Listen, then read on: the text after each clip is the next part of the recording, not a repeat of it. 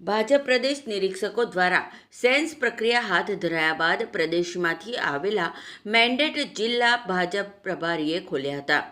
આજરોજ અંકલેશ્વર તાલુકા પંચાયતના પ્રમુખ અને ઉપપ્રમુખ સહિતના હોદ્દેદારોની વરણી કરવામાં આવી હતી। ત્યારે અંકલેશ્વર તાલુકા પંચાયત ખાતે જિલ્લા ભાજપ મહામંત્રી જિગ્નેશ મિસ્ત્રી મેન્ડેટ લઈને આવ્યા હતા।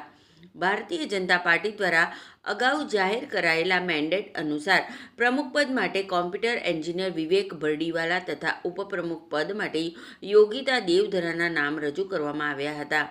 બાદ તાલુકા પંચાયતના સભાખંડ ખાતે પ્રથમ સામાન્ય સભા પ્રાંત અધિકારીની અધ્યક્ષતા હેઠળ બેઠક યોજાઈ હતી, જેમાં તાલુકા પંચાયતના પ્રમુખ અને વિવેક બરડીવાલા તથા ઉપપ્રમુખ માટે યોગિતા દેવધરાના નામ રજૂ કરવામાં આવ્યા હતા।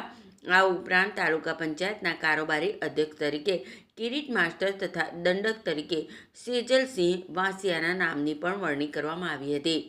વરણી જાહેર થતાં ભાજપના કાર્યકરો અને સમર્થકોમાં આનંદનો માહોલ છવાઈ ગયો હતો। નવનિયુક્ત પ્રમુખ અને ઉપપ્રમુખ અને કારોબારી અધ્યક્ષ તથા દંડકનું ફુલહાર પહેરાવી સ્વાગત કરવામાં આવ્યું હતું, તેમજ શુભેચ્છાઓ પાઠવવામાં આવી હતી। આજે ભારતીય જનતા પાર્ટીના શીર્ષ નેતૃત્વએ જે અમને જવાબદારી આપી છે એ જવાબદારીમાં અમે પહેલાં તો બધાનો ખૂબ ખૂબ આભાર માનીએ છીએ।